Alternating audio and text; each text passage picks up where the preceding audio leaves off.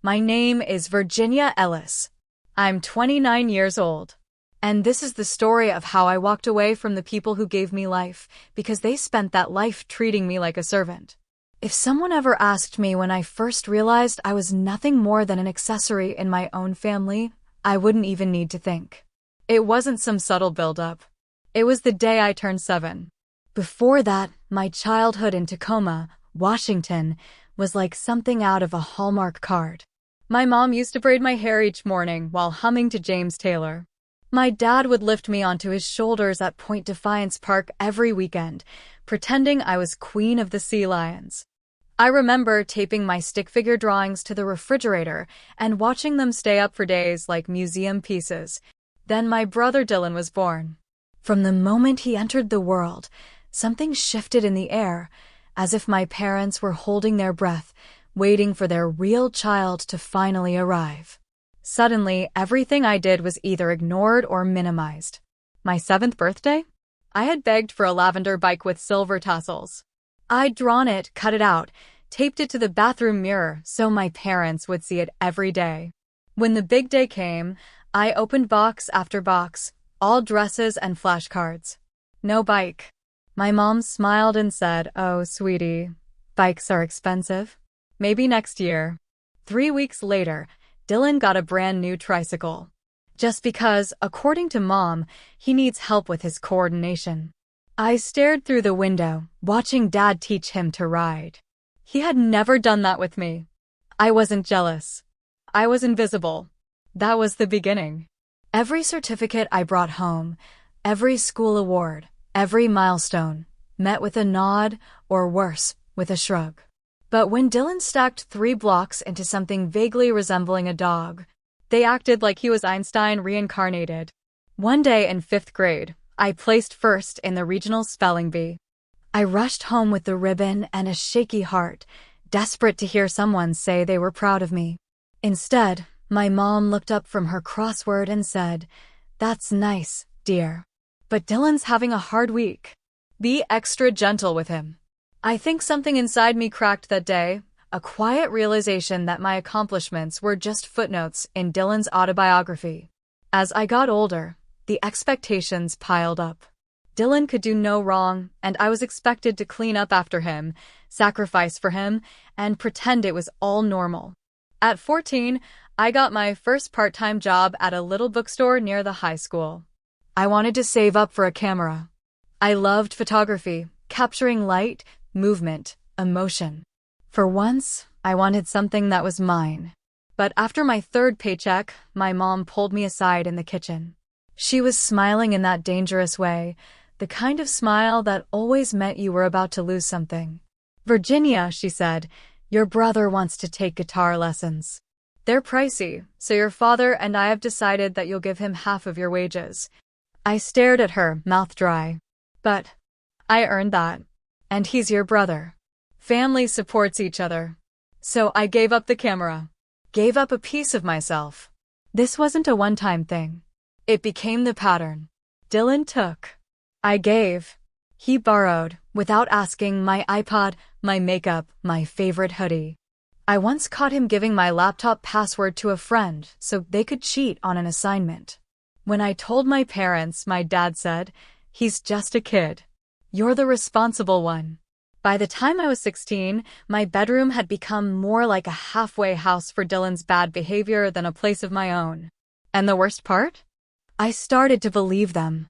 That being the older sibling meant being disposable. That sacrifice was my love language. That silence was the price of survival. But even silence can rot from the inside. At 17, I landed a graphic design internship at a local agency downtown. It wasn't glamorous, mostly resizing boring logos for real estate companies, but I loved it. It felt like progress. A step away from the endless cycle of being Dylan's safety net. I didn't tell my parents at first. I kept the paychecks hidden in an old lunchbox under my bed. I started dreaming again. Not of bikes or toys, but of a future where I wasn't tethered to a family who saw me as a walking resource. Then one afternoon, I came home from a shift and my room was a mess. The lunchbox? Gone. I sprinted down the stairs, heart in my throat. In the living room, Dylan was lounging with a brand new gaming setup, high-end monitor, custom chair, RGB lights blinking like a Las Vegas slot machine. My money, my work, my dreams. He looked at me and smirked. You were gonna waste it on something dumb anyway. I turned to my parents, shaking. That was mine. He stole from me. My mom didn't even flinch. Virginia, hiding money isn't healthy. And Dylan needs this to focus on his goals. You'll have more chances. I walked out of that room, out of that house, and I never looked back. Well, not until the wedding. But we'll get to that. After I turned 18, I left home for good. No ceremony. No goodbye party. Just one quiet Saturday morning, I packed a duffel bag and left while the house was still asleep. I had already signed a lease on a tiny studio apartment in Tacoma's Hilltop neighborhood, the kind of place with paper-thin walls and cracked tiles, but it was mine. No one called to ask where I went. I worked 2 jobs to stay afloat, graphic design during the day and bartending 3 nights a week at a local lounge. The shifts were brutal and the tips weren't always great, but for the first time in my life, everything I had was earned, untouched, and entirely mine. I didn't tell my family where I lived. I kept everything about my life private and quiet. Even my social media was locked down tight. I didn't want Dylan knowing I was surviving. I didn't want my parents seeing that I was slowly starting to thrive. It was during one of those long, late nights at the lounge that I met Jackson. He was sitting alone at the far end of the bar, sipping ginger ale and sketching something in a leather-bound notebook. When I asked if he needed anything, he just smiled and said, "Some peace and quiet, but I'll settle for the perfect lighting, and you've got that handled." Cheesy, I know, but he was sincere, gentle in a way I didn't trust at first. Over the next few weeks, he became a regular. Slowly, I found myself lingering near his end of the bar more often. He wasn't flashy. He never asked too many questions. But he listened, really listened, when I talked. He worked in civil engineering, building bridges, restoring old architecture. His life was solid, rooted, something mine had never been. One night, after I'd walked outside for a break and found him waiting under the flickering neon sign, he said quietly, "I don't want to push you, but I like talking to you. Would it be okay if we kept talking outside this bar?" And for the first time in my life, I said yes to someone without wondering what they'd take from me. Jackson wasn't like anyone I had known. He wasn't interested in rescuing me. He was interested in knowing me, the me that had fought to exist. The girl who once dreamed of a camera, who had quietly survived her own erasure. We started dating, slowly, carefully. By year 2, we had moved in together, not because he asked, but because I finally felt safe enough to share a home again. He was the first person I told the full story to about Dylan, the stolen money, the endless sacrifices, the fact that my parents had never once said they were proud of me. He didn't interrupt. He didn't offer advice. He just held me afterward, like I was worth holding. When he proposed, it was on the rooftop of our apartment building. A quiet moment, soft jazz playing in the background, fairy lights twinkling above us. No grand gestures. Just one simple question. "Virginia, will you choose you this time, and let me choose you too?" I said yes. Not because it felt like a fairy tale, but because it felt like the first chapter one got to write myself. We decided on a spring wedding in a garden venue just outside of town. Small, intimate. Just people who wanted to be there, no obligation, no pressure. My guest list was short, a few close friends, Jackson's family, and my mentor from the graphic design agency who had once told me, "You've got more vision in your pinky finger than most people have in their entire portfolio." I didn't invite my parents. I didn't even tell them. But word spreads. It took less than a week for the first message to come. My mother, her tone not cold, not warm, just precise. Like she was delivering news instead of starting a war. "Your father and I heard from one of your cousins that you're getting married. We were shocked to learn it from someone else. I hope this is some kind of oversight." I didn't reply. Then Dylan sent a voice memo. Seriously? You're not inviting us? You know that's gonna look really bad. Like, people will ask questions. You really want to air your dirty laundry like that? What dirty laundry? That I finally had boundaries? I blocked the number. Then came the guilt parade. My aunt, my godmother, a neighbor I hadn't spoken to in years, all calling to say the same thing. Family is family. They made mistakes, but don't you want them at your wedding? You'll regret this when you're older. No one asked what they had done. No one asked what I needed. They all assumed I was just angry, emotional, being dramatic. But I wasn't angry anymore. I was clear. When Jackson saw the look on my face one night, after I scrolled through the latest message barrage, he simply said, "We can hire security." I blinked. You think they'd show up? I don't know, he said. But I do know people don't like being denied access to something they think they own. He was right. So we set up a plan. Passwords for all vendors. Check-in lists at the gate. A professional team stationed at the venue entrance, briefed and ready. We were ready. Or so we thought. Because just 2 weeks before the wedding, my mother showed up at my workplace. She walked into the front lobby of the design firm in a tailored beige coat and heels that clicked like thunder across the tile. My receptionist looked terrified. "She says she's your mother," she whispered. I took a deep breath and stepped out to meet her. She smiled, but her eyes were ice. "I just want to talk," she said. 5 minutes. "I'm at work," I said. "And I've said everything I need to." She blinked once, and her voice dropped. "You really mean to go through with this? Locking us out of your life for good? Over what? A few childish slights?" I stared at her. "This isn't about slights," I said. "This is about survival." Her mouth tightened. "You're ungrateful. And you're uninvited," I said. "Please leave." She didn't move. So I walked back to my office and called building security.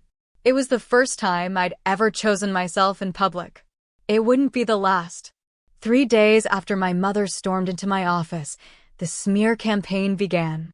It started innocently enough, cryptic Facebook posts from her account, vague enough to look like concern, pointed enough to be about me. It's hard watching your child spiral, especially when all you ever did was love them. Underneath were dozens of comments. "Stay strong, mama. Kids don't understand how much we sacrifice. She'll come around. Just give her space." They didn't tag me, of course. That would have been too honest. But I wasn't the only one who saw it. An old friend from high school messaged me with a screenshot. "Hey, is everything okay? Your mom's posts are kind of alarming." It was surreal, like being turned into a villain in someone else's story. They were reframing the narrative as if I had abandoned them, as if I were some hysterical, emotionally unstable bride lashing out in a fit of selfishness. There were more posts in the days that followed. The hardest thing for a parent is watching their child become someone you don't recognize. She blocked us. All of us. We raised her, we gave her everything, and now this. What stung wasn't the lies. It was how eager people were to believe them. I didn't respond. But inside, something hardened. Then Jackson called me during a vendor meeting. His voice was calm, but clipped. "Dylan just tried to add 30 extra seats to the guest list at the church." "What?" He called pretending to be my brother. Gave them our wedding code. Tried to book an entire row. I stood up mid-sentence and walked out of the meeting. The church staff caught it in time, thank God. They called Jackson to confirm before making any changes. But it was clear now, my family wasn't just hoping to be included. They were planning to invade. So we added another layer of security. We contacted every vendor and gave explicit instructions. No changes, no additions, no access, unless it came directly from me or Jackson, and only with a password. We even added QR code scanning for guest check-in. Overboard? Maybe. But after 2 decades of being blindsided by my family's entitlement, I wasn't taking chances anymore. Still, it didn't stop them from trying. 2 days later, the manager of the banquet hall called me personally. "Virginia, I just received a request to change the seating chart. Someone claiming to be your father insisted there must be a family head table and demanded 10 extra seats. I closed my eyes.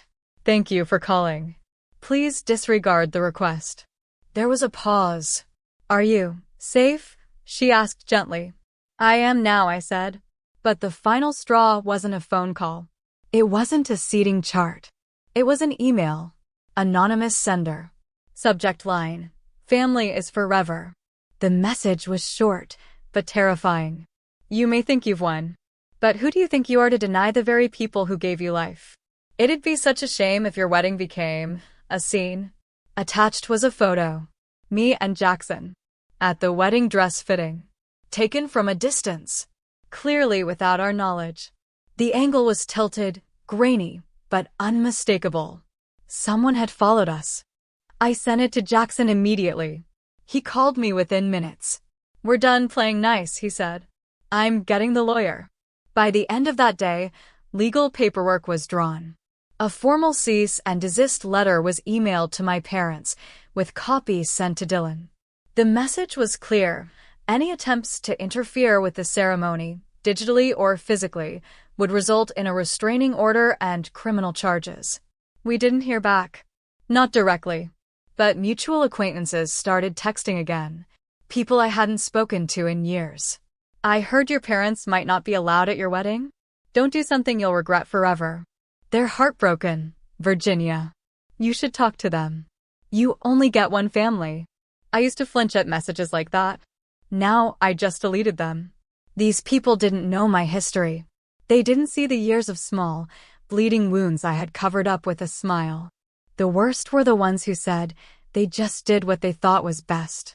As if intent erased the damage. As if love was an excuse for cruelty. It wasn't. With 5 days left until the wedding, Jackson and I met with the full security team. We gave them photos of my family. We created a no-entry list. We arranged for plainclothes guards to blend into the guest crowd, just in case. This is your day, one of them said. We'll make sure it stays that way. I wanted to cry from gratitude. Not because I was scared, but because for the first time, I wasn't handling everything alone. And still, every morning brought new messages from Dylan. Some were mocking. Still playing the victim, huh? Guess you'll finally get to be the center of attention for once. Others were crueler. Hope you enjoy your little fake wedding. Bet you'll be divorced in a year anyway. He even sent a voice note once, laughing in the background with his friends. We made a bet you'd cave at the last minute. Can't wait to watch the train wreck. I didn't reply. Instead, I opened my wedding dress box that night. Smoothed the lace.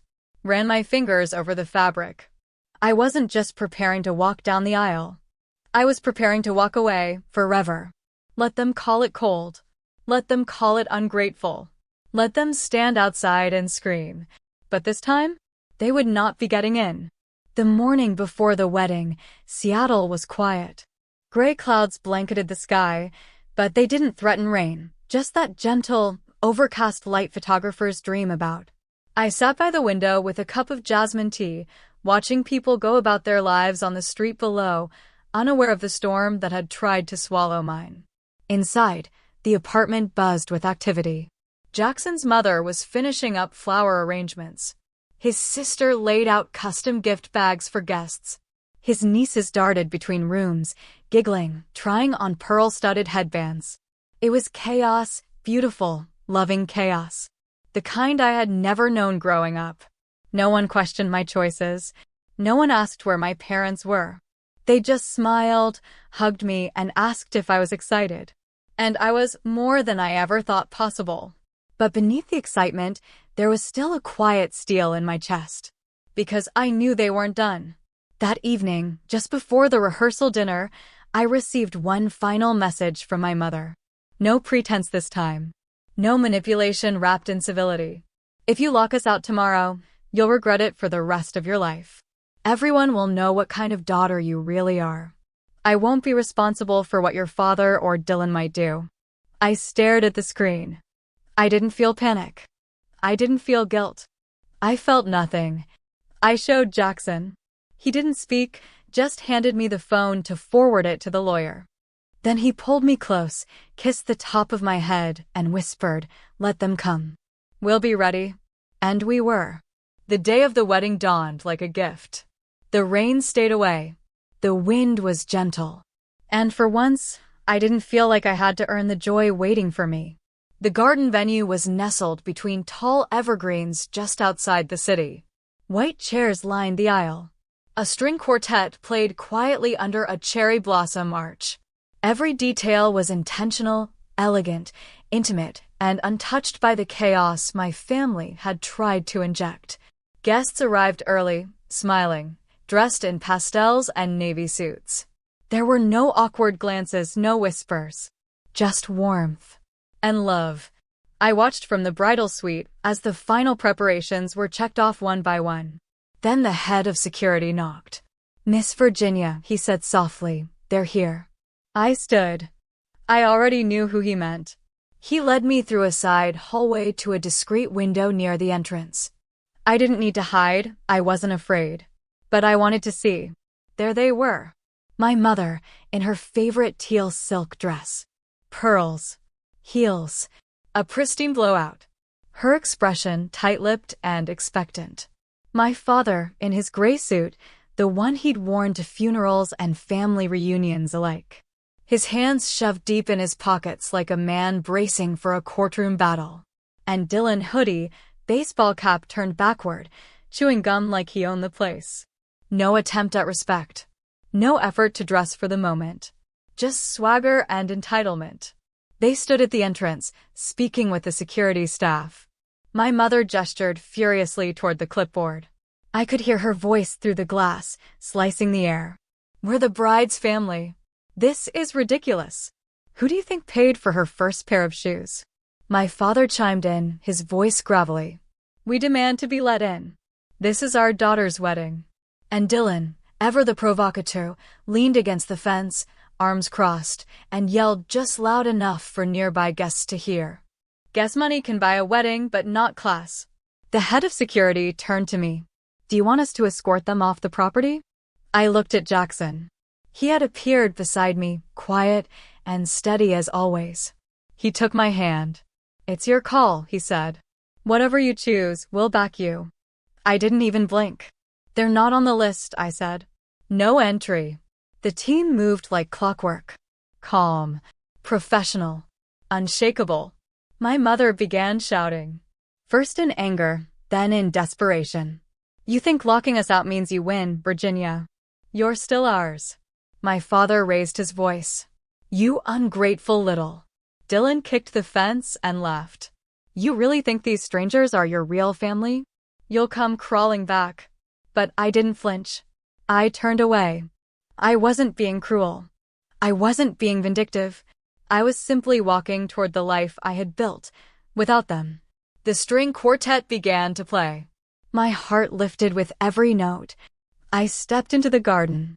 Guests rose from their seats. Gasps echoed as they saw me in my dress, soft satin, lace sleeves, a veil pinned with silver combs I had picked out on my own. There were no gasps for drama, no whispers of scandal. Just joy, the kind I had once believed was reserved for other people. I walked down the aisle, not as someone's daughter or someone's sister, but as Virginia, a woman who had bled for her peace, who had chosen not to inherit a legacy of guilt and silence. And at the end of the aisle stood Jackson, smiling like the sun had just risen. The ceremony was perfect. No interruptions. No scenes. Just love. Real, steady, unshakable love. When the officiant said, "You may kiss the bride," the crowd erupted into applause. Beyond the gates, I glimpsed the shadows of my parents. Still standing there. Still waiting to be let in. But the gates remained shut. Not out of spite. Out of healing. Because some doors, once closed, are meant to stay that way. That evening, after the last sparkler fizzled out and the final slice of cake had been served, Jackson and I sat on the rooftop terrace of a quiet inn in Bainbridge Island. The breeze smelled like salt and cedar. Below us, his family laughed over leftover wine and danced to Old Earth, wind and fire songs on a Bluetooth speaker. Not once did anyone ask where my parents were. Not once did anyone say, "You'll regret this." They just danced, ate, laughed, and loved us exactly as we were. I felt free. I had always imagined that weddings were supposed to be stressful, emotionally chaotic events. And in some ways, mine was. But not for the reasons people warned me about. The chaos wasn't in the details, it was in the ghosts I had locked out. And now, for the first time, I was standing in the light, without their shadows pulling at my heels. But of course, the shadows hadn't disappeared entirely. Just as we were getting ready to head down to the suite, my phone buzzed. One new email. From Dylan Ellis. Subject: Better late than never. I stared at it for a long time before opening it. Jackson leaned over my shoulder but said nothing. Virginia, I know I don't have the right to ask for forgiveness. I know that showing up at the wedding like that, yeah, it was messed up. I also know you probably hate me. Maybe you should. But I stood outside that fence today and realized something I never thought I'd feel. I finally understood what it felt like to be shut out. You always seemed to do everything right, and I always felt like I couldn't compete. So I lashed out. I took things. I tore you down to feel bigger. I'm sorry. I'm starting therapy next week.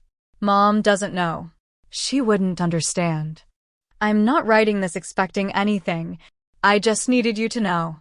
Dylan. I read the message twice. Then I set the phone down. Jackson looked at me gently. You okay? I don't know, I said. It's strange. It should feel like a relief. But it just feels late. And it was. Not because people can't change, I believe they can. But because his apology didn't come when I was begging for it.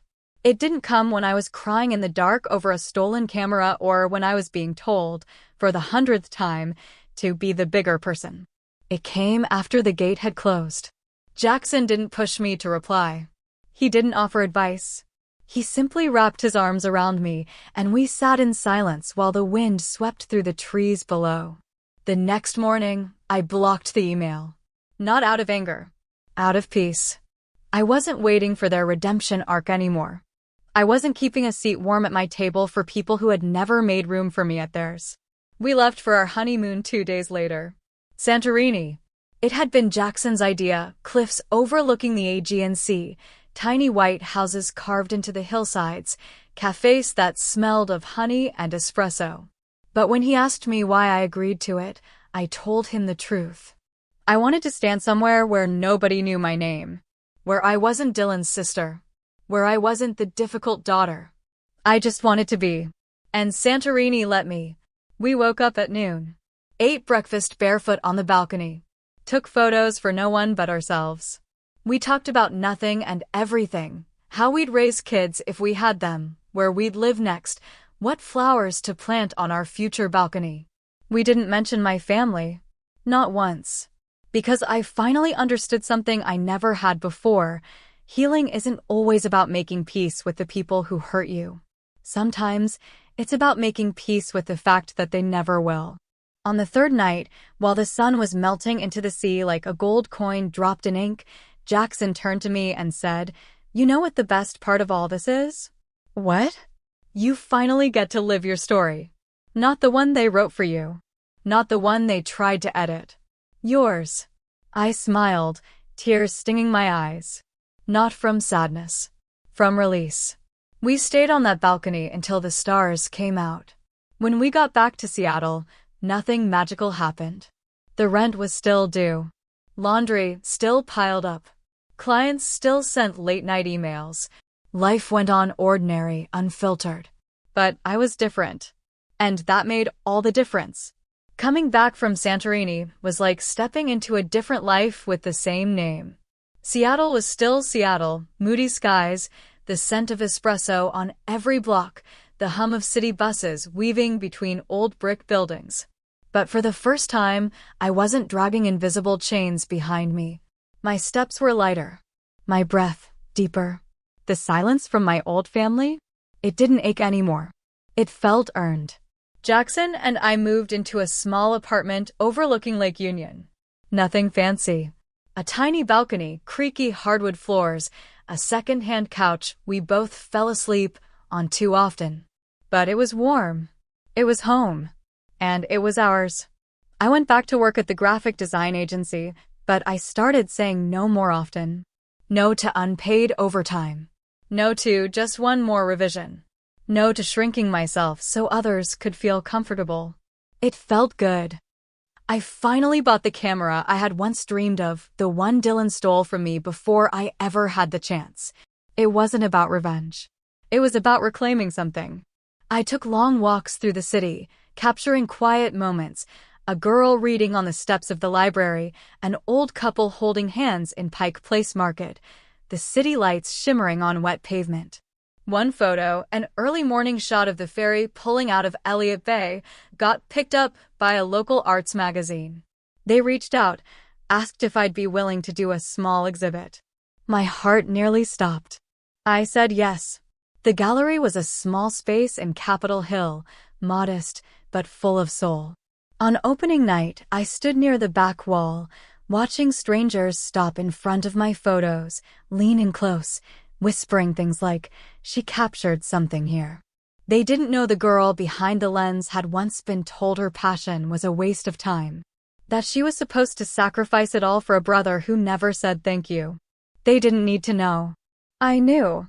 A week later, I received a message from one of my cousins, my dad's sister's daughter. We hadn't spoken in years. "Hey, just wanted to say I saw your exhibit in Seattle Living Weekly. Your work is beautiful. I don't know what really happened with the family, but you deserve everything good. I hope you know that." I stared at the message for a long time. I didn't reply, but I didn't delete it either. It was enough to know that the story was shifting, even if only in whispers. Then one evening, Jackson came home with a surprise. "We have a client," he said, dropping a stack of blueprints on the table. "I do?" I asked, confused. "No, we do. A couple from Portland wants us to shoot their engagement photos and consult on their wedding design. They saw your gallery piece and my bridge project in Spokane. They said, you two see the world the same way." I laughed. "So we're a brand now?"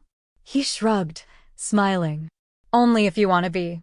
And just like that, something that had once been survival, the scraping together of freelance gigs, the hustle for validation, turned into a partnership. Jackson and I launched a joint venture, a creative studio that blended structural design with visual storytelling. Weddings, architecture, branding, art. It wasn't flashy, but it was honest. It was ours. Every now and then, a memory would surface. A fragment of my mother's voice, a flicker of Dylan's smirk, the cold judgment of my father's silence. But those memories no longer pulled me under. They were just echoes in the distance. I never unblocked them. I didn't need to. One morning, I stood in our kitchen, barefoot, sipping coffee while Jackson read something on his tablet.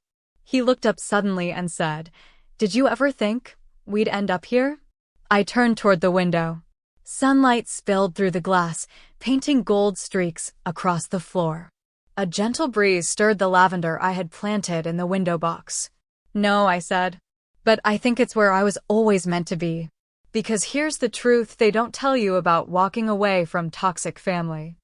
You don't lose everything. You gain clarity. You gain room. You gain yourself." A year after our wedding, I found myself back at the same garden venue, not as a bride this time, but as a photographer. The new bride, a nervous 28-year-old with trembling hands, clutched her bouquet and whispered, "What if someone causes a scene? What if it's not perfect?" I looked at her and smiled gently. If you walk down that aisle surrounded by love, even if it's just a few people and no one makes you feel small, then it is perfect. She exhaled slowly, nodded, and I captured a photo of her in that exact moment, eyes wide with possibility, mouth set with resolve. It reminded me of myself. The version of me that stood on that same path, not just marrying a man, but divorcing a legacy of being disposable. Later that night, after the guests had gone home and the sparklers had faded, I sat in the empty venue, camera in hand. Jackson came over and sat beside me on the bench, holding out a to-go cup of coffee. "Cold shoot?" he asked. "No," I said. "Just full circle." He nodded. "Want to talk about it?" "I think I already did," I said, lifting my camera. "With every photo I took today. Because the truth is, we all carry the voices of our past. The ones that told us we weren't enough, or that our value was tied to our obedience, our sacrifice, our silence. But those voices? They're not prophecies. They're just noise. And when you stop listening, you finally hear yourself." Some time later, Jackson and I bought a small house with a backyard just outside the city. It had a lemon tree, uneven floorboards, and a roof that needed fixing. But it was filled with light. One afternoon, while organizing old storage bins, I found a photo from my childhood, a rare one. Me, maybe 5 years old, riding on my father's shoulders, smiling so wide you'd think I had no idea what was coming. I held the photo for a moment. Then I carefully tucked it into the bottom of a drawer. Not out of shame, but because some parts of your past don't need to be erased to be let go. They just need to be retired. I no longer checked social media for updates from my parents. I no longer braced myself every time an unknown number called. I had finally stopped hoping for an apology that would never come. And strangely, that felt more powerful than any closure could. Jackson and I still ran our studio together. Business was slow some months, booming in others. But it was meaningful. Clients didn't just hire us for our work, they stayed for how we made them feel. And maybe that's the gift of surviving people who once made you feel invisible. You learn how to see others fully, without condition. We talked occasionally about kids, never in a rushed way. Just in soft, wondering tones. Could we be the kind of parents who break cycles, who ask questions, who apologize when we're wrong? Could we raise a child who never has to earn love? I think we could. But more than that, I knew we would never demand from anyone what was taken from me, my voice. Because if I've learned anything, it's this. You can't build a future while living in the ruins of your past. You must walk out, close the door, and trust that it's not cruel to protect your peace. It's necessary. To anyone listening who feels the pressure to keep pretending, to keep tolerating people who only show up to hurt you, manipulate you, or silence you, let this be your permission. You don't owe loyalty to the ones who broke you and called it love. You owe it to yourself. The day I said no more wasn't the day I lost my family. It was the day I finally found myself. So yes, I locked them out of my wedding. But more importantly, I locked them out of my life. And I left the key behind for good. Virginia's story isn't just about family betrayal. It's about reclaiming your voice, protecting your peace, and building the life they once told you didn't deserve. Not everyone deserves a seat at your table just because they helped build the house. If you've ever been made to feel like your worth was conditional, let this story be a reminder. Your healing is not selfish. It's survival. Was Virginia right to lock them out for good? What would you have done? Let us know in the comments, and don't forget to like, share, and subscribe to Revenge Echoes, where every story reminds you that your truth is powerful, even when it hurts.